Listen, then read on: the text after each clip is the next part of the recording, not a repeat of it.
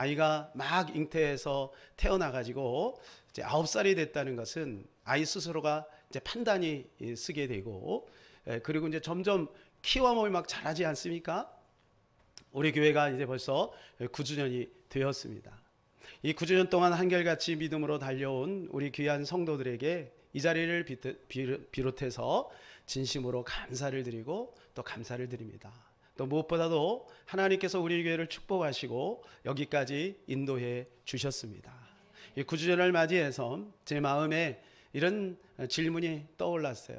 그것은 과연 우리 교회를 볼 때 하나님이 기뻐하실까? 이런 부담이 살짝 오더라고요. 그러나 지금 팬데믹으로 인해서 교회가 점점 어려워지고 많은 교회들이 지금 굉장히 큰 곤란한 어려움 속에 그러한 가운데 하나님께서 그래도 우리 교회를 여기까지 잘 지켜주고 인도하고 계시구나, 이 생각을 하면 너무나도 감사한 마음이 듭니다. 이제 오늘 본문의 말씀을 통해서 이제 우리 9주년을 이제 지나면서 또 다른 이제 9년을 우리가 또 시작을 하면서 과연 우리는 어떤 비전 가운데, 소망 가운데 믿음을 가지고 나아가야 할까 한번 살펴봤으면 좋겠습니다. 빌립보 교회는 사도 바울이 제2차 전도 여행 때 세운 교회입니다. 그래서 사도행전 16장에 보게 되면 빌립보, 그러니까 유럽의 첫 성이죠. 그때는 마게도냐라고 했는데 마게도냐의 첫 성에 다다라서 자주장사 루디아의 집에다가 교회를 세웠어요. 그때가 50년에서 52년 정도 되었어요. 근데 이 빌립보서를 쓸 당시는 63년입니다. 그러니까 약 한 10년 정도가 지난 다음에 사도 바울이 빌립보 성도들을 향하여 권면하는, 또 칭찬하거나 또 책망하는 그런 내용을 편지로 써서 이렇게 보낸 것이 성경이 되었고 이 빌립보서가 된 것이죠. 그러니까 그 시점이 우리 교회 지금 이 9주년을 맞이한 그 시점이라고 보면 되겠습니다. 그때 당시에 이 빌립보 교회는 과연 어땠는가? 이 빌립보서 1장부터 4장까지 쭉 읽어보면 그 내용들이 잘 나와 있습니다만 신학적으로 그리고 관계적으로 여전히 문제가 있는 불완전한 교회였다는 것을 알 수가 있습니다. 이 지상의 교회는 항상 불완전한 교회입니다. 그래서 천상의 교회, 우리가 천국에 올라가서 하나님과 함께하는 그 시간까지는 역시 우리는 불완전한 교회에서 살아갈 수밖에, 신앙생활을 할 수밖에 없다는 것이죠. 무디가 어느 날 집회를 마치고 막 아랫강당으로 내려오는데 한 청년이 막 상기된 얼굴로 쫓아왔습니다. 그리고 무디 선생님에게 이렇게 말합니다. 무디 선생님, 혹시 이 세상에 정말 완전한 교회가 있으면 저에게 좀 소개를 시켜주세요. 무디 선생님은 전 세계를 다니면서 복음을 증거하니까 그런 교회들을 아마 알고 계시지 않겠습니까? 그랬더니 무디 선생님이 그 청년을 이렇게 쳐다보니 만일 그런 교회가 있다면 나에게 좀 소개를 좀 시켜달라고. 그럼 나도 그런 교회를 한번 가서 신앙생활을 한번 제대로 한번 해보고 싶다고 이렇게 얘기를 합니다. 그리고 또 만약 그런 교회를 발견하거든 자네는 가지 말게나. 자네가 가는 순간 그 교회는 불완전해지기 때문에 그럴세. 그렇게 이야기를 했대요. 이 세상에 완전한 교회는 없는 것이죠. 이 빌립보 교회 역시 불완전한 교회였습니다. 그러나 사도 바울은 이 빌립보 교회를 향하여 이렇게 권면을 합니다. 16절입니다. 시작. 오직 우리가 어디까지 이르렀든지 그대로 행할 것이라. 우리가 어디까지 이르렀든지 우리가 있는 그 장소, 그 위치, 그 시간표, 그 시점에서 새로 다시 시작하라는 거죠. 심기일전에서 다시 박차를 가해서 가던 길을 계속 가라, 그 말이에요. 우리도 그렇게 해야 하겠습니다. 우리 교회가 지금 어떤 형편에 있든지 하나님께서는 우리 교회를 통해 일하고 계시고 앞으로도 계속해서 그 일을 진행해 나가실 것입니다. 사도 바울은 오늘 자기 간증을 하고 있습니다. 왜 사도 바울이 자기 간증을 하느냐? 그것은 3절에 나오는 할례파라고 하는 이단 때문에 그래요. 이 할례파는 할례를 받아야 구원을 받는다라고 주장하는 이단입니다. 빌립보 교회는 유대인 땅, 이스라엘 땅에 있는 게 아니에요. 빌립보 교회는 지금 이방 땅에 있는 거예요. 그런데 유대 크리스찬들이 거기까지 가서 지금 방해를 놓고 있는 것이죠. 이것은 굉장히 위험한 생각인 것입니다. 구원의 커트라인을 쳐놓고 그것을 혈육으로 단정시켜버리는 거예요. 할례는 누가 받는 거예요? 유대인들이 받는 거예요. 물론 이방인들이 원하면 받을 수 있지만 자기 나라의 그 전통을 가지고 그 교회에다가 적용을 하는 거죠. 마치 내가 어떤 일을 행해야만 구원을 받는다라고 하는 잘못된 것을 지금 퍼뜨리고 있는 거예요. 그래서 사도 바울이 그것을 지적하면서 너희들 자랑할 것 많지? 근데 나는 너희들보다 훨씬 많아. 그러면서 지금 이야기를 하고 있는 것이죠. 그것이 4절에서 6절 말씀입니다. 같이 한번 읽겠습니다. 그러나 나도 육체를 신뢰할 만하며 만일 누구든지 다른 이가 육체를 신뢰할 것이 있는 줄로 생각하면 나는 더 그러하리라. 나는 8일 만에 할례를 받고 이스라엘 족속이요 베냐민 지파요 히브리인 중에 히브리인이요 율법으로는 바리새인이요 열심으로는 교회를 박해하고 율법의 의로는 흠이 없는 자나. 자, 여기 할례를 받았다. 사도 바울은 8일 만에 할례를 받았다는 것은 무슨 말이냐면 전통에 의하여 그는 할례를 받은 거죠. 이스라엘은 8일 만에 할례를 받게 돼 있어요. 그리고 이스라엘 족속이다, 이 말은 유대인이다, 이 말이에요. 베냐민 지파다, 나는 왕족이다, 그 말이죠. 히브리인 중에 히브리이다, 우리 가문은 뚜렷하다, 이거예요. 뚜렷하다. 그리고 바리새인이다, 이 말은 내 레벨이 나는 레벨이 최상급이다. 신정국가에서 바리새인의 위치는 대단한 위치입니다.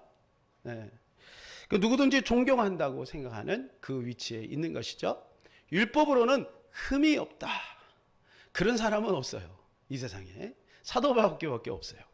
십계명을 우리가 한번 볼 때 십계명 우리 다 마음에 걸리죠. 십계명에서 완전히 자유한 사람이 있겠습니까? 네, 없어요. 근데 사도 바울은 율법적으로도 결코 흠이 없다라고 고백을 하고 있는 거예요. 근데 사도 바울은 이어서 내가 이렇게 자랑할 것이 많이 있지만 이 모든 것을 배설물로 여긴다, 이렇게 얘기를 해요. 배설물. 자, 우리 8절을 한번 성경을 한번 읽겠습니다. 8절 시작. 또한 모든 것을 해로 여김은 내 주 그리스도 예수를 아는 지식이 가장 고상하기 때문이라. 내가 그를 위하여 모든 것을 잃어버리고 배설물로 여김은 그리스도를 얻고. 배설물이라고 하는 것은 뭐냐 하면 영어로 따라서 해볼까요? 제가 오늘 영어를 한마디 가르쳐 주겠습니다. 영어로 덩입니다. 덩. 아니, 웃으라고 하는 얘기 아니, 진짜 덩이에요. 덩. 발음이 덩이에요. 배설물은 더러운 거예요. 근데 그리스도를 위하여 나의 과거의 모든 경험과 나의 현재의 모든 위치와 그리고 나의 모든 업적과 그리고 나의 모든 출신과 이러한 모든 것들을 다 배설물로 여긴다. 여긴다라는 말은 생각한다, 상상한다, 그런 뜻이에요. 다른 말로 무슨 말이냐? 내가 살았던 그 모든 경험이 무가치하다, 그 얘기가 아니라 그렇게 여긴다는 거예요. 우리가 살면서 애쓰고 수고한 모든 것들이 무가치하지 않습니다. 하나님은 절대 그것을 무시하지 않습니다. 그 노력과 그 땀과 그 눈물을 하나님이 결코 무시하지 않습니다. 그런 것들은 다 소중한 것입니다. 그러나 그리스도 앞에서는 그 모든 것들을 더러운 것으로 여긴다는 거예요. 그렇게 생각한다는 거예요. 그렇게 상상한다는 것이죠. 왜요? 이유는 한 가지예요. 목표가 있다는 거예요. 그 목표가 무엇입니까? 그것은 그리스도의 부활에 이르려 한다는 거예요. 그리스도의 부활. 11절을 우리 같이 한번 읽겠습니다. 시작. 어떻게 해서든지 죽은 자 가운데서 부활에 이르려 하노니. 사도 바울의 인생의 목적이 무엇인가? 그것은 바로 따라서요. 부활에 이르는 것이 인생의 목적이다. 예수 믿고 하나님께서 주시는 수많은 좋은 것들이 있습니다. 그러나 그것이 결코 목적이 아니고 사도 바울의 인생의 목적은 뭐냐? 오직 부활이에요. 부활. 그 나라에 들어가는 것이에요. 그 나라에 들어가는 것. 공부를 왜 하느냐? 그 나라에 들어가서 하나님 앞에 칭찬받기 위해서 하는 거예요. 이 땅에서 하나님의 나라를 이루고 우리가 하는 모든 삶의 모든 영역이 바로 천국과 연결돼야 된다는 것이죠. 그래서 그는 그것을 푯대로 정했어요. 14절 같이 읽겠습니다. 푯대를 행하여 그리스도 예수 안에서 하나님이 위에서 부르신 부름의 상을 위하여 달려가노라. 푯대는 뭐예요? 고린 지점입니다. 목표예요. 목표가 뚜렷했습니다. 사도 바울의 목표. 사도 바울의 목표는 오직 부활인 것입니다. 그리스도와 연합되어 하나님의 나라를 이루고 그리고 그 나라에 들어가서 주님과 영생 복락을 누리는 것. 이것이 사도 바울의 목표인 것입니다. 목표. 올림픽에서 금메달을 따려고 막 몸부림치죠. 그게 목표인 거예요. 목표. 축구 선수가 아무리 골을 잘 쳐도 골을 넣지 못하면 골 결정력이 없으면 안 되는 거예요. 사랑하는 여러분, 여러분이 이 땅에 열심히 사십시오. 열심히 사셔서 성공하십시오. 잘 되시기를 바랍니다. 하나님의 복이 넘치시기를 바랍니다.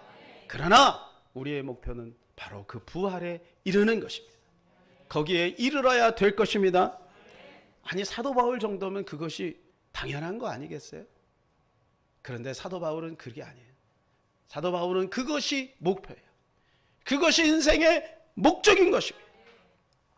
그래서 우리도 거기에다가 목적을 둬야 될 것입니다. 위에서 불렀다. 하나님께서 위에서 자기를 불렀다라고 하는 그러한 자부심이 있어요. 제가 오늘 이 말씀을 준비한 제목을 위에서 부르신 교회라고 정한 것이 바로 이것 때문에 그래요. 이 교회가 위에서 불렀다라고 하는 거예요. 2011년도에 저희 집에서 6개월 정도 식구들 3명이서 같이 예배를 시작하다가 그리고 대림동에서 1200에 86만 원짜리 30평 조그만 곳에서 이제 예배를 시작이 되었죠. 그리고 이제 이곳에 옮겨서 여기까지 이제 하나님께서 인도해 주셨습니다. 이것은 결코 박 목사가 계획하고 또 한 것이 아니라는 거예요. 사랑하는 여러분, 여러분의 마음속에 우리 서울 영광교회가 위에서 부르신 그런 교회라고 하는 믿음이 있기를 바랍니다. 큰 교회 목사님의 말씀의 그 권위에는 야, 대단하다. 그 말씀을 따라야 되겠다. 그렇게 동의를 하고 저 시골교회 그리고 저 지하에 그 볼품없는 그런 교회, 냄새나는 그 교회 목사님의 말씀에 대해서는 우리가 겉으로는 존경한다고 하지만 그 말씀을 무시한다면 그것은 잘못된 생각이죠. 우리 교회가 겉으로 볼 때 어떨지 모르지만 이 교회를 통해서 하나님이 일하시고 있다라고 하는 그 믿음이 여러분 가운데 있기를 바랍니다. 그래서 담임 목사님의 말씀을 존중하고 담임 목사님의 말씀이 사람의 말이 아니라 하나님의 말씀이라고 하는 동의가 여러분 가운데 있기를 축원합니다. 그래야 여러분이 은혜를 받아요. 네, 은혜를 받아요. 만일에 그것이 동의가 안 되면 어떻게 은혜를 받겠습니까? 다시 확인하고 큰 교회 목사님 말씀이 우리 목사님 말씀에 대하여 어떻게 말씀하고 있는지를 확인한다면 매주마다 여러분이 나와서 새벽마다 나와서 어떻게 말씀의 은혜를 받겠어요? 계속해서 퀘스천 마크가 생기겠죠. 사랑하는 여러분, 부족하고 연약하지만 제가 부족하고 연약하지만 오늘 하나님께서 이 교회를 위에서 부르신 교회라고 하는 그러한 믿음이 여러분 가운데 넘쳐나시기를 예수님의 이름으로 축복합니다. 그래서 우리는 5가지 가치를 세웠어요. 핵심 가치 5가지를 세웠어요. 그것이 예배에 목숨 거는 교회, 치유와 회복이 있는 교회, 다음 세대를 살리는 교회, 북한과 이웃을 섬기는 교회, 제자되어 전도에 생명을 거는 교회입니다. 첫 번째, 예배에 생명을 거는 교회입니다. 왜 우리가 예배에 목숨을 걸어야 할까요? 예배는 저수지와 같습니다. 저수지가 말라버리면 모든 땅은 황폐해지게 되어 있어요. 예배는 발전기와 같습니다. 발전기가 고장이 나면 모든 기계는 멈추게 되어 있습니다. 우리 인생의 가장 중요한 것이 무엇일까? 그것은 바로 예배입니다. 따라서 예배. 우리 인생의 가장 중요한 것은 예배. 예배 없이 살아갈 수도 있어요. 세상에 예배 없이 살아가는 사람이 많습니다. 교회를 다니면서도 예배를 온전히 드리지 않고도 얼마든지 살아갈 수 있어요. 예배 드리지 않고 공부할 수도 있고요. 예배 드리지 않고도 사업할 수도 있고요. 얼마든지 살아가요. 그러나 예배가 없는 인생은 결국은 진정한 기쁨과 평안이 없게 되는 것입니다. 그래서 우리는 우리 삶의 생명력이 있는 그 예배의 장소에 날마다 머물러야 되는 것입니다. 필라델피아 백만장자였던 스티븐 지라드라고 하는 분이 있습니다. 이름이 좀 발음이 좀 그래요. 지라드. 근데 이분이 과거에 이제 미국의 역사상에 이제 그 부자의 4위에 올라간대요. 1위가 록펠러죠, 그죠? 그런데 미국 경제의 0.67%를 가지고 있었으니 얼마나 대단합니까? 록펠러가 1몇 %를 가지고 있으니까 저분이 대단한 분이죠. 요 밑에 5위가 누구냐면 카네기예요. 그래서 지라드가 어느 날 이제 조그맣게 사업을 막 시작을 해서 직원들을 몇 명 이제 데리고 있을 때였습니다. 그 다음 날이 이제 일요일인데 이제 갑자기 이제 입항한 선박의 짐들을 이제 풀고 그 일을 해야 될 급한 일이 생긴 거예요. 그래서 직원들을 불러서 내일은 우리 다 좀 출근을 좀 했으면 좋겠다. 이렇게 얘기를 했더니 한 청년이 얼굴과 상기가 된 표정으로 지라드에게 찾아옵니다. 지라드 씨, 죄송한데요. 내일은 제가 교회 가서 예배를 드려야 합니다. 자네 어머니가 지금 굉장히 몸이 안 좋은데 그 어머니 봉양할 자신이 있어? 아, 그래도 내일은 주일이기 때문에 예배를 드려야 합니다. 그래? 알았어. 그러면 자네하고 나는 이제 여기 인연 끝이야. 격리계 가서 월급 타서 가. 너무 냉철하게 이렇게 얘기한 거야. 그러나 그 청년은 주의를 지켜야 했어요. 그 뒤에 3주 동안 발이 아프도록 시내를 다녔지만 직장을 구할 수가 없었습니다. 참 난감한 처지에 있었죠. 그러던 중에 어느 날 이 지라드에 절친이 있는데 그 도시에 은행 총재가 있었어요. 이 은행 총재가 지라드에게 찾아옵니다. 지라드, 자네에게는 직원들이 많이 있는데 혹시 그 훌륭한 직원 한 사람만 나한테 좀 소개시켜 줄 수 있겠나? 내가 이번에 한 지점을 만들려고 하는데 이 지점에 책임자로 그를 좀 세우려고 하네. 이 지라드 곰곰이 생각을 해봐서 누구를 보낼까? 왜냐면 너무 절친이니까 아무나 보내서는 안 되잖아요. 그러다가 이 청년을 소개했어요. 이 청년이 해고된 것을 이 은행 총재도 알고 있어요. 그래서 이렇게 얘기합니다. 자네가 그 청년을 자르지 않았어? 그래, 물론 그랬지. 지라드는 이렇게 말합니다. 그 청년이 일요일에는 일을 할 수 없다고 해서 해고했네. 그러나 자기의 처하는 형편에 상관없이 신념과 원리를 바꾸지 않는 사람이라야 새 은행의 돈을 믿고 맡길 수 있지 않겠나. 사랑하는 여러분, 요즘 시대에 주의를 지킨다는 것이 쉽지가 않습니다. 특별히 이 청년 같은 그러한 곤란한 선택의 기로에 있을 때 우리가 주의를 지킨다는 것이 참 어렵습니다. 그런데요, 믿지 않는 사람들도 알아요.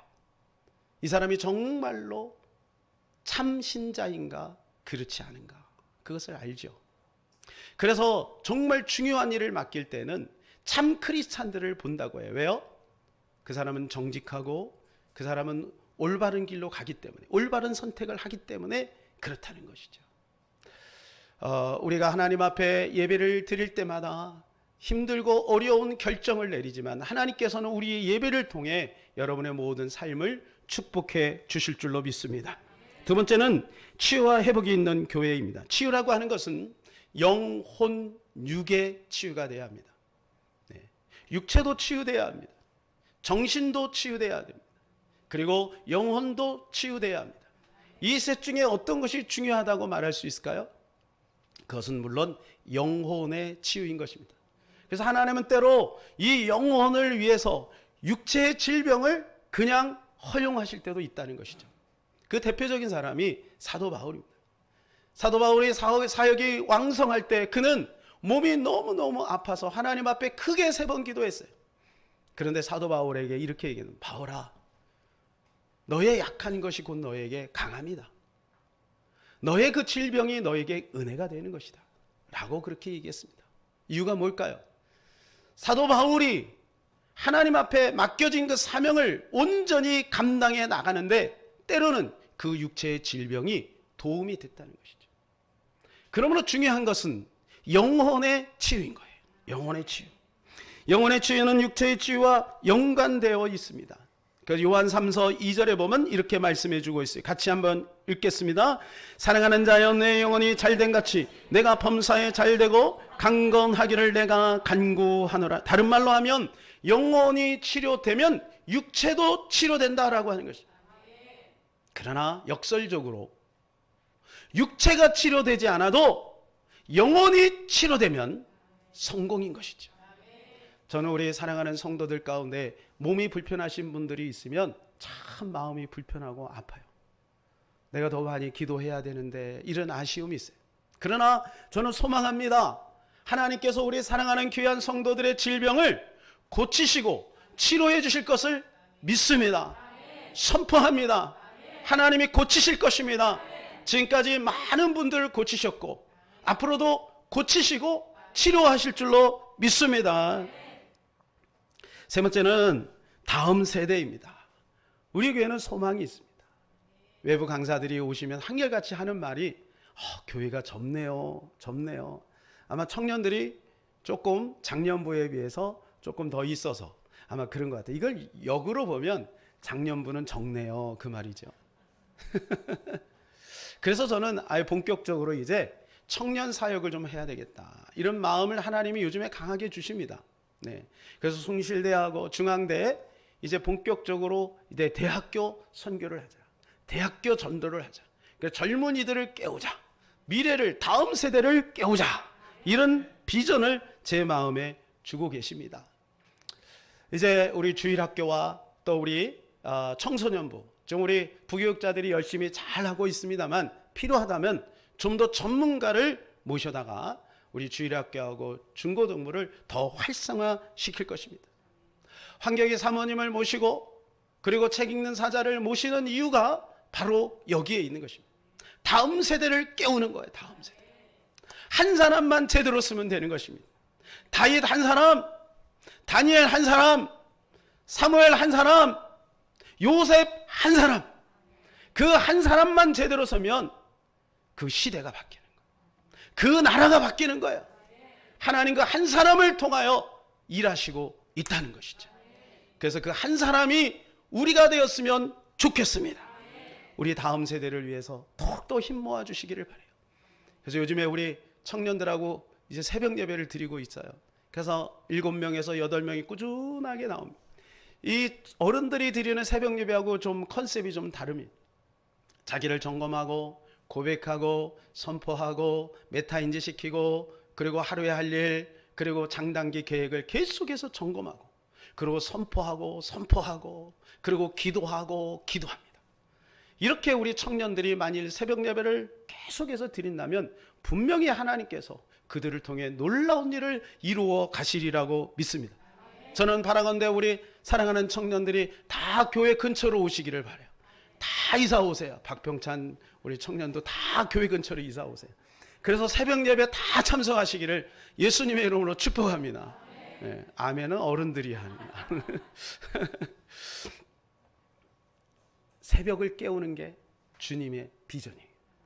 새벽 이슬 같은 새벽을 깨우리로다.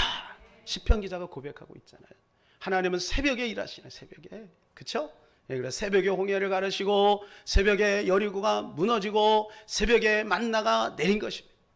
그래서 멀리 있는 우리 청년들은 꼭 새벽 예배를 정기적으로 나가세요. 그리고 미래를 위해서, 가정을 위해서 기도하시기를 바랍니다. 네 번째는 북한과 이웃을 섬기는 교회입니다. 이번 주에 저희는 저희 집사람과 함께 오류동에 있는 북한 선교를 하는 교회를 찾아가서 함께 기도회를 하려고. 그곳에 누가 오시냐면 이면수 목사님이 오세요. 이면수 목사님 여러분 아마 잘 아실 거예요. 그죠? 북한 선교회 전문가, 북한에도 억류돼 있다가 얼마 전에 탈출하셨죠. 그 목사님을 우리 교회 한번 초청할까 생각 중에 있습니다. 네. 그래서 우리 교회가 본격적으로 이 북한 선교회를 위해서 나가야 된다. 제가 신대원에 있을 때 밤이었어요. 밤에 100주년 기념관 그 2층 중 3층이죠. 거기에서 기도를 하는데 하나님께서 제 마음에 갑자기 환상을 확 열어주셨어요. 그래서 우리나라 지도가 이렇게 있는데 북한의 이 38선을 딱 기준으로 해서 북한 지도가 쫙 눈앞으로 올라오는 거예요. 얼마 전에 구국기도회를 했습니다. 구국기도회. 그래서 북한 전문가들이 많이 나오셔서 북한의 형편과 또 우리나라의 형편과 이런 것들을 놓고 함께 기도하는 가운데, 그리고 그 다음 주일이었어요. 이 강대상에서 설교를 하는 가운데 주께서 제 마음에 감동해 내가 너를 쓰리라 이런 마음을 주셨어요. 하나님이 어떻게 쓰실지는 모르겠어요. 그러나 하나님께 작은 분야라도 쓰임받으면 얼마나 감사하겠어요. 그래서 이 복음 통일 시대에 우리 교회가 함께 발맞추어 나아갈 수 있는 북한 선교의 문이 열리게 될 것을 믿습니다. 그래서 우리 교회는 여명이라고 하는 탈북자 그 학교에 얼마 전에 좀 얼마 안 되지만 함께 협력을 했습니다. 기회가 된다면 그들과 함께 같은 프로그램들을 좀 돌리면 좋겠다 이런 생각을 가지고 있습니다. 잘 아시겠지만 우리 교회가 OK 운동을 참 열심히 하고 있어요. 올해부터 시작이 되었습니다. 벌써 64회를 했습니다. 그럼 한 주에 2번씩 한 것, 한 주에 2번씩 빠짐없이 꾸준하게 하고 있어요. 그러니까 지난주에 갔는데 이 노숙인들이 쫙 줄을 섰어요. 한 20m 이상을 줄을 쫙 서 있는 거예요. 그러니까 옛날에는 그러지 않았거든요. 점점 그 줄이 길어져요. 예, 저분들이 기다리고 있구나. 처음에 갔을 때는 그냥 기다리지 않더라고요. 그냥 있다가 오면 그냥 받고 이렇게 했는데 이제는 계속 꾸준하게 하다 보니까 당연히 올 것을 믿는 거야. 야, 우리가 안 가면 안 되겠구나. 우리 다음 세대들이 열심히 참여합니다. 우리 사랑하는 권사님들, 집사님들이 또 열심히 합니다. 또 여러분들이 적극적으로 또 후원을 하고 있습니다. 그래서 조금 더 바라건대는 이제 여름하고 겨울에는 옷이 필요합니다. 옷. 그래서 여러분들이 혹시 입다가 이렇게 새 거 같은 중고옷 그런 것들 좀 가지고 생필품 같은 것도 좀 많이 가지고 오시기 바랍니다. 컵라면도 괜찮습니다. 가지고 오시면 그들과 함께 나누도록 하겠습니다. 어떻게 아셨는지 소문을 듣고 광명에서 이 사역을 오래 하시던 분이 연락이 오신 거예요. 그래가지고 우리 교회 닭도 막 100마리씩 이렇게 드리고, 그리고 이제 이번 주에는 속옷도 이제 많이 주신대요. 그래서 그거 가지고 또 섬기려고 합니다. 사랑하는 여러분, OK 운동에 마음을 가지시고 함께 동참할 수 있는 여건이 되신다면 함께 동참하시기를 예수님의 이름으로 축복합니다. 5번째로는 제자되어 전도의 생명을 거는 교회입니다. 저는 300명의 제자를 만들 것입니다. 300명의 제자. 주님은 제자 삼으라고 우리에게 명령하셨습니다. 주님은 제자의 포커스를 맞추고 있습니다. 마태복음 28장 19절에서 20절입니다. 시작. 그러므로 너희는 가서 모든 민족을 제자로 삼아 아버지와 아들과 성령의 이름으로 세례를 베풀고 내가 너희에게 분부한 모든 것을 가르쳐 지키게 하라. 볼지어다 내가 세상 끝날까지 너희와 항상 함께 있으. 이것이 주님의 마지막 유언입니다. 주님의 유언은 뭐냐면 제자를 세우라는 거예요. 제자를 세우. 그래, 디모데서 제자를 세우고 충성된 자를 가리켜라. 그러면 그들이 또 다른 제자를 만들 것이다. 이것이 바로 주님이 이 땅을 향한 하나님의 나라의 전략인 것입니다. 그러므로 우리가 이 제자를 결코 포기해서는 안 돼요. 무리들은 다 떠났습니다. 무리들은 다 떠났어요. 그럼 제자들은 어떻게 했나요? 제자들도 다 떠났어요. 정말 결정적으로 예수님을 십자가에 못 박혔게 한 것은 제자들이에요. 제자들. 그런데 놀라운 것은 예수님이 그 제자들을 포기하지 않았다는 거예요. 그러므로 그 제자가 조금 부족해도 우리는 그 제자를 포기해서는 아니 될 줄로 믿습니다. 하나님은 저와 우리를 제자로 삼아가실 줄로 믿습니다.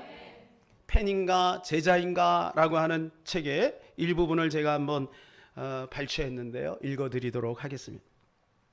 팬에 대한 가장 기본적인 사전적 의미는 누군가를 열정적으로 좋아하는 사람이다. 팬은 맨몸에 페인트 칠을 하고서 축구장 가는 사람이다. 팬은 관람석에 앉아 팀을 열렬히 응원하는 사람이다. 팬은 선수가 사인한 운동 셔츠를 벽에 걸어두고 자동차 뒤에 갖가지 범퍼 스티커를 붙인다. 하지만 정작 경기에는 나서지 않는다. 경기장에서 땀을 뻘뻘 흘리며 달리거나 공을 차지는 않는다. 선수들에 관해서는 모르는 게 없고 최근 기록을 줄줄이 꿰고 있지만 선수들을 개인적으로 알지는 못한다. 고함을 지르며 응원은 하지만 경기를 위해 희생을 하지는 않는다. 게다가 응원하는 팀이 자꾸만 패하면 그렇게 좋아하던 마음도 조금씩 식어가고 심지어는 다른 팀으로 옮겨가기도 한다. 팬은 어디까지나 팬일 뿐이다. 주님은 팬을 원하지 않습니다. 주님은 제자를 원하는 것입니다. 우리 모두가 제자가 되었으면 좋겠습니다. 핵심같이 다섯 가지를 말씀을 드렸습니다. 여러분 어떻게 생각하세요? 저는 다시 한번 이 5가지 핵심 가치를 정리하면서 하나님이 하실 것이다. 우리를 교회를 통해서 기필코 이 일을 이루실 것이다. 5가지가 다다. 그것은 아니에요. 5가지가 다 주님의 뜻이다. 그것도 아니에요. 그러나 우리가 할 수 있는 최선을 다하자는 거죠. 이 5가지를 통하여 5가지 기둥을 통해서 하나님의 나라를 이루고 그리스도의 형상을 이루고 또 주님과 연합되어지고 그리고 천국에 올라가서 주님 앞에 인정받는 상급을 쌓는 일에 우리가 최선을 다하자. 할렐루야! 주님이 하실 줄로 믿습니다. 사도 바울은 이 일들을 위해서 어떻게 했느냐? 믿음으로 달려갔대요. 최선을 다했대요. 12절 우리 다 같이 한번 읽읍시다. 시작. 내가 그리스도 예수께 잡힌바된 그것을 잡으려고 달려가노라. 오늘 12절의 말씀이니까 잡힌바된 그것을 잡으려고 달려가노라. 13절에도 보니까 잡다가 2번 나옵니다. 그러니까 총 4번이 나오죠. 4번. 잡는 것이 뭐가 그렇게 중요할까? 12절 말씀 한번 또 띄워줘 보세요. 11절에 보면 예수께 잡힌 바 된 그것을 잡으려고 달려가나. 이 말이 조금 어폐가 있지 않습니까? 아니 전능하신 하나님 대신 예수님께 잡혔는데 뭐 내가 그걸 또 잡아요. 주님이 잡으면 끝나는 거지. 근데 사도 바울은 고백하기를 내가 주님께 잡혔어도 잡힌 바 된 그것을 또 내가 잡아야 된다는 거예요. 이해가 되십니까? 잡혔으나 잡아야 된다. 이 말이 무슨 말일까? 사도 바울은 언제 잡혔나요? 사도행전 9장에서 잡혔죠. 다메섹 도상에서 갑자기 밝은 빛과 함께 사도 바울을 찾아오신 거예요. 사울아 사울아 내가 어찌하여 나를 핍박하느냐? 누구십니까? 나는 네가 핍박하는 예수라. 제가 언제 주님을 핍박했습니까? 교회를 핍박하는 것이 곧 나를 핍박하는 것이다. 거기에서 사로잡혔어요.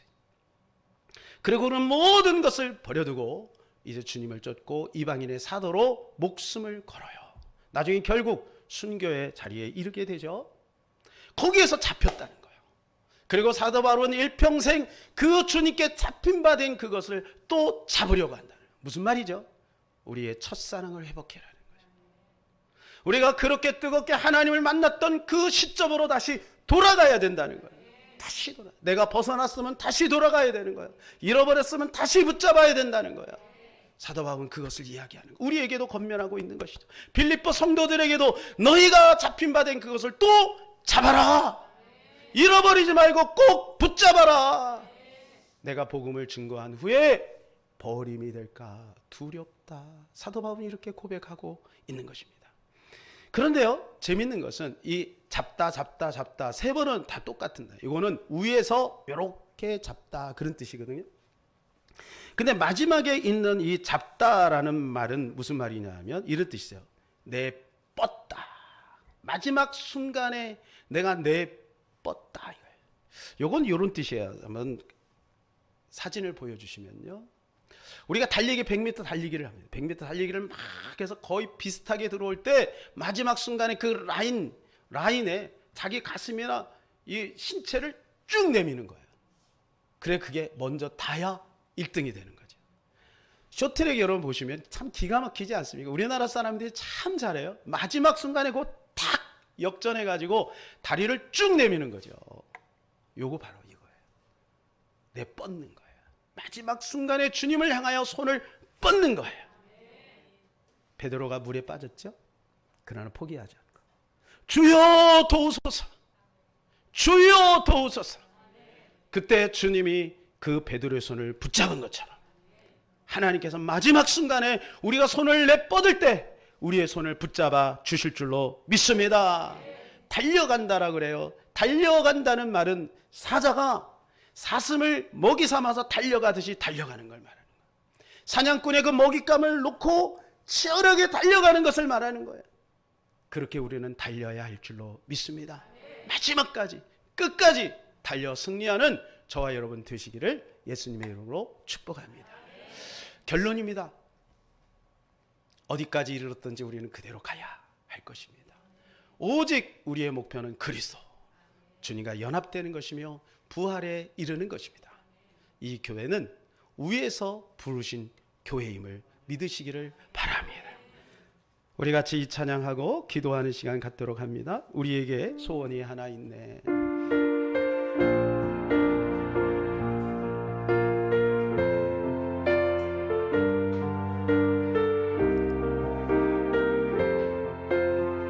우리에게 소원이 하나 있네. 우리에게 소원이 하나 있네. 주님 다시 오실 그날까지 우리 가슴에 새긴 주의 십자가 사랑 나의 교회를 사랑케 하네. 다시 한번 합시다. 우리에게 소원이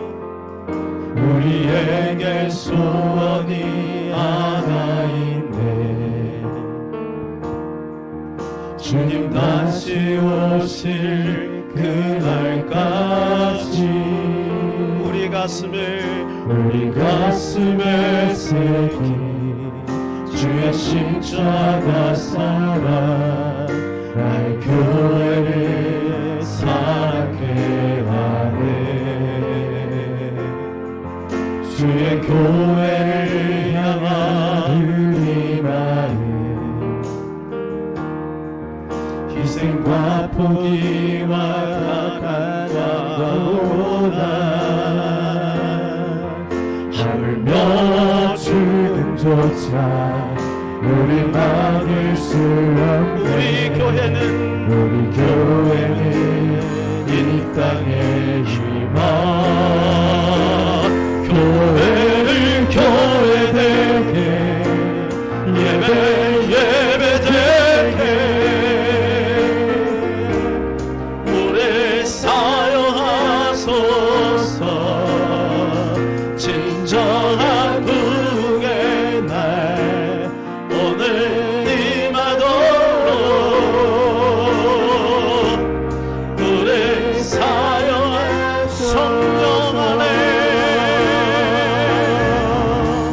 성령 안에 예배하리라. 자유의 마음으로 사랑으로 사역하리라. 교회는 생명이니 교회를 교회되게 예배되게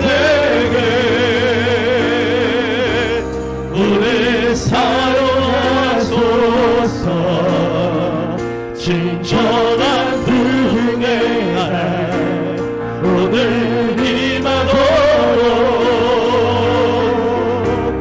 우리 사용하소서. 할렐루야. 우리는 부흥을 꿈꿔야 될 줄로 믿습니다. 이것이 하나님의 비전인 것입니다. 부흥이라 함은 숫자가 많아진다는 의미도 있지만 하나님의 생명력이 넘치는 교회가 된다는 것입니다. 부흥이라 함은 우리 가정에 예수의 가치가 높아진다는 것이죠. 부흥이라 함은 이 땅에 예수 그리스도 성경의 가치관이, 세계관이 퍼지는 것을 말하는 것입니다. 부흥은 회개에서부터 시작이 되는 것입니다. 부흥은 나로부터 시작이 되는 것입니다. 이 시간에 우리 하나님 앞에 나의 심령의 부흥을 주시옵소서.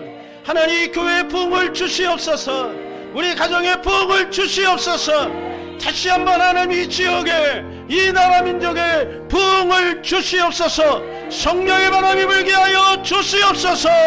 주여 말하고 기도합니다. 주여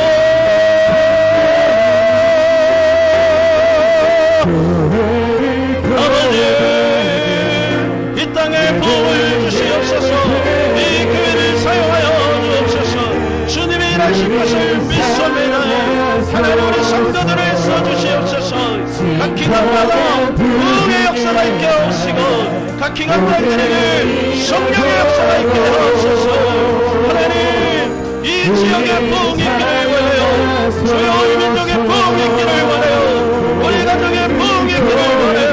먼저 우리의 심령이 변화되기를 원해요. 우리의 심령에 부흥이 있기를 원해요. 그리스도 예수의 가치가 넘쳐지기를 원해요. 주의 생명력이 넘치기를 원해요. 주여 도와주옵소서. 주여 일하여 주옵소서. 하나님의 나라가 이루어지옵소서.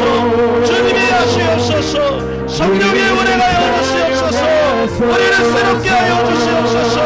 거듭나게 하여 주옵시고 하나님 주님의 눈물이 우리 가운데 있기를 원하고 주님의 감격이 우리 가운데 있기를 원하고 간절한 주의 마음이 우리로 하여금 제자에 대한 열망이 넘쳐나기를 원합니다. 사도바울처럼 하나님 아버지 잡힌바된 그것을 잡으려고 달려가게 하여 주시옵시고 벽들을 향하여 믿음으로 위에서 부르신 무릎의 산을 위하여 달려갈 수 있도록 주님 도와주시옵소서. 하나님 아버지 교회를 도움을 주시옵소서. 성령의 우리의 영혼을 새롭게 하여 주옵소서. 어둠의 역사가 무너지게 하시고 진정한 부흥의 역사도 이 교회에 있도록 역사하여 주옵소서. 하나님 아버지 일하시옵소서. 기름 부어 주시옵소서. 예수 그리스도로